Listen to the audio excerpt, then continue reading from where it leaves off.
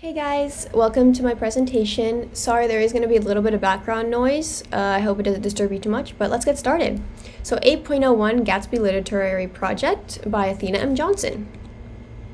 So let's go to the next slide. So the setting of this book is in New York during the 1920s. The two places in New York is the East Egg and the West Egg. So Nick Carey lives in the West Egg and the main character Gatsby lives in the East Egg. I chose the quote, "Instead of being the warm center of the world, the Middle West now seemed like the ragged edge of the universe, so I decided to go east and learn the bond of business." Chapter 1. So I did two parts, the beginning and the end of the story, as the setting does slightly change. For example, the weather starts sunny, as it says in Chapter 1, and so with the sunshine. But in the end of the story, near Chapter 9, it says, "We straggled down quickly through the rain to the cars." Then the mood changes as well, as it starts with more of a confused romantic mood, and then it goes to melancholy and emotional as, they get into a love triangle. There's also a lot of social conditions in this book, which can really affect, the setting, actually. Like, there's parties that affect the setting, and there's other social conditions, there's talking, etc. So that is the setting. So now let's get into the character that I chose to talk about, which is Jay Gatsby. So let's start with the quote that I chose. So it says, "He hadn't once ceased looking at Daisy, and to think he revalued everything in his house according to the measure of response it drew from her well-loved eyes." Chapter 5, page 48. Now this quote relates to Jay Gatsby's feelings and dreams. His whole life he wanted to be rich, and that was his defining goal. And he did accomplish that, yet when he meets Daisy, his whole idea of success changes, and all he wants is Daisy, not the wealth. Next is his physical appearance. He had tan skin and short hair.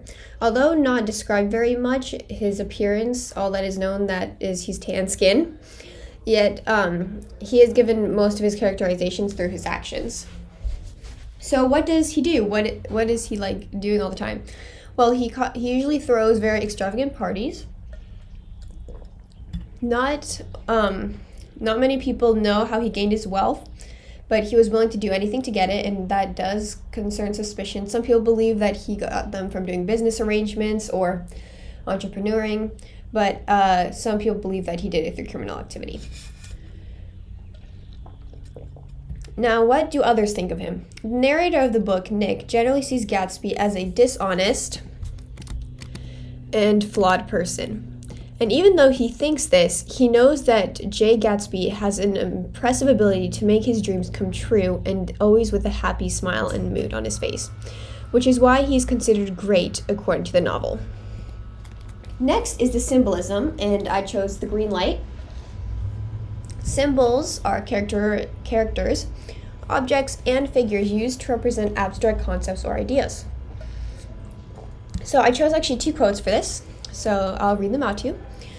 So this one is from Chapter 5, page 49. "You always have a green light that burns all night at the end of your dock." Daisy put her arm through his abruptly, but he seemed absorbed in what he had just said. Possibly it had occurred to him that the colossal significance of the light had now vanished forever. Compared to the great distance that had separated him from Daisy, it had seemed very near to her, almost touching her. It had seemed as close as a star to the moon. Now it was again a green light on a dock. The second quote I chose is from Chapter 1, page 12. "Involuntarily, I glanced seaward and distinguished nothing except a single green light, minute and far away. That might have been the end of the dock.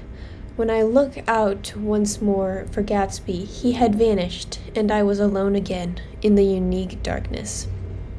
So this green light they're talking about throughout the whole novel is basically representing Jay Gatsby's dreams, and his dreams for Daisy and his future. Next is the point of view. Sorry. This book is told through the point of view of Nick Carraway.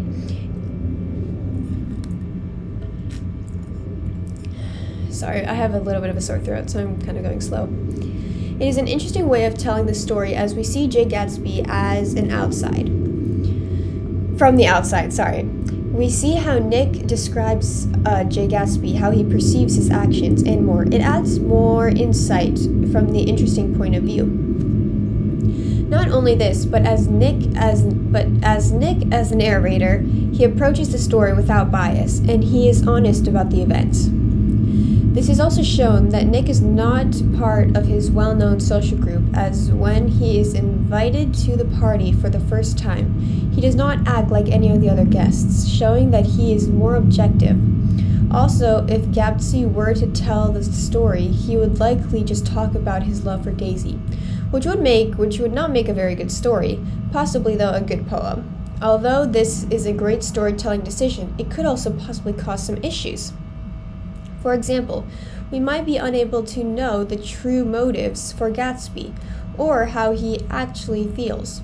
Yet this is fixed when Gatsby tells Nick about his love and his past with Daisy. And because of this, Nick is able to write this part of the story in Gatsby's point of view, which gives us a good look into how Gatsby is truly feeling. The quote I chose from the book is retelling from Gatsby's point of view. This is from chapter 6, page 59. His heart beats faster and faster as Daisy's white face came up to his own. He knew that when he kissed this girl and forever wed him unutterable versions of her perishable breath, his mind would never romp again, like the mind of God. So he waited, listening for a moment longer to the turning fork that had been stuck upon the star.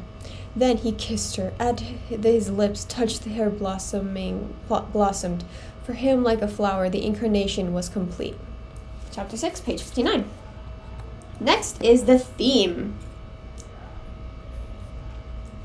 So there are a few themes in this book.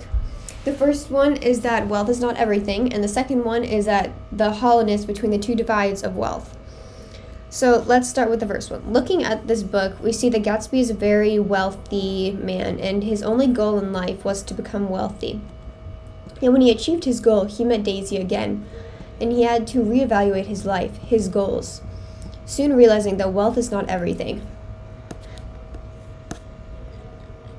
Now let's go into the other theme I saw in the book, which was the divide between the two wealths. We see this divide between the generational wealth and the created wealth, as many of the richer families do not like the new wealth, as they believe that it is not graceful and they're not as good with cash. And this shows by Gatsby be almost true, as he commonly spends most of his money on useless things like huge mansions, driving expensive cars, wearing strange fashion, parties, and more. They look at these new wealths and scoff at it. So the quote I chose is from chapter 9, page 97. That's my Middle West, not the west of the prairies or the lost Swede towns, but the thrilling return trains of my youth. I see now that this has been a story of the West. After all, Tom and Gatsby, Daisy and Jordan and I were all Westerners, and perhaps we possess some deficiency in common, which made us subtly unadaptable to Eastern life. And that is the end of my presentation. Thank you for listening.